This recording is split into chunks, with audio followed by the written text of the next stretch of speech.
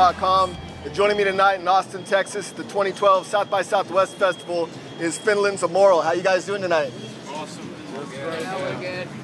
So you guys are making your debut performance in North America here tonight. You guys pretty excited about that? Yeah. Beneath, you still retain some of the hallmarks of your earlier extreme stuff. There's still some growly stuff amongst the melodic vocals. Yeah, a little bit. But then again, on the last album, there weren't really any songs that were calling for that kind of vocal style.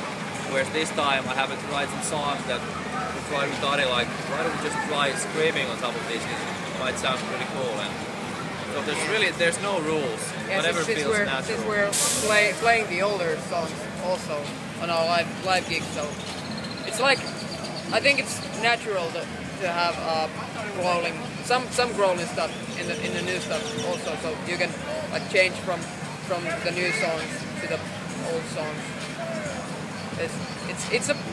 I think it's a big difference from like some songs from Wound Creations to some songs from Show Your Colors.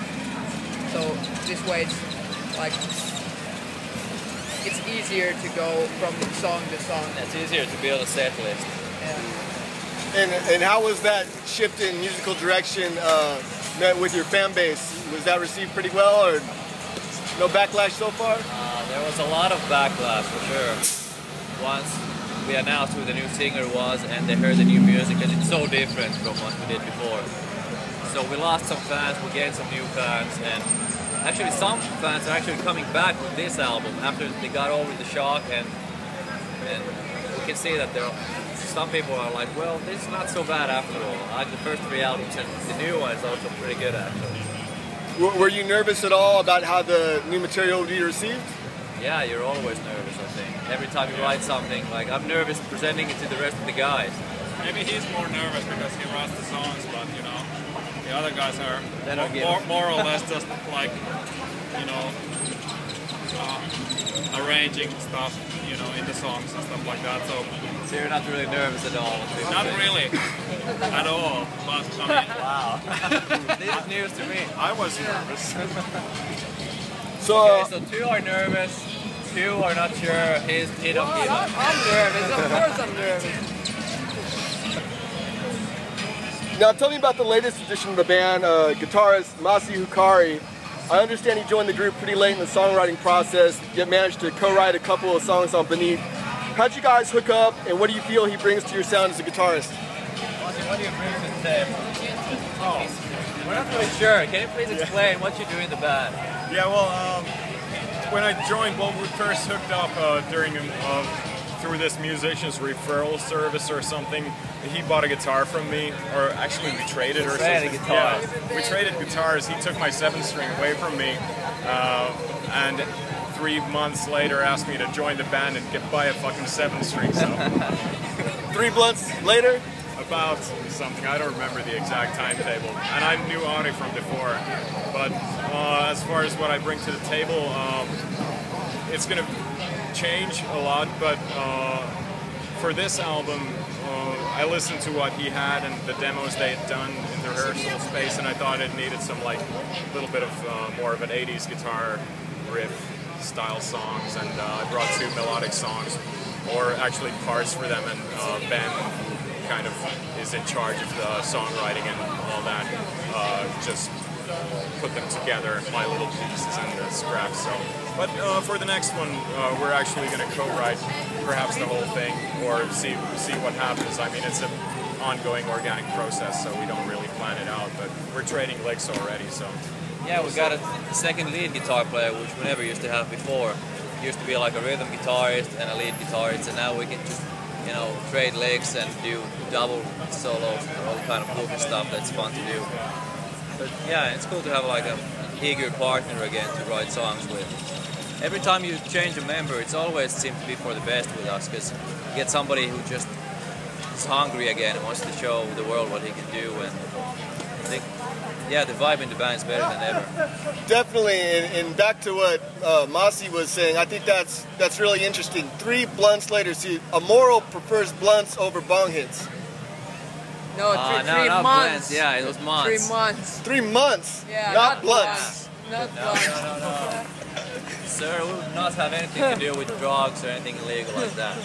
So when I listen to you guys, I'm kind of at odds with the power metal tag. I see reference to AMORAL. That's so weird. Yeah, in my opinion, that's weird. We all think it's weird because we think we have nothing to do with power metal. Power metal, you have to sing about dragons and flying to the sky and like flames and all that fires stuff.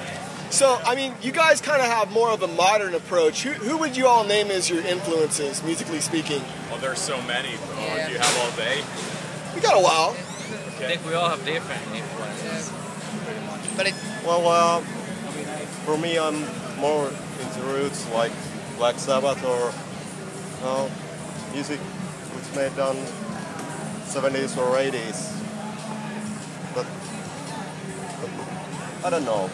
I have various of artists that I listen and I love.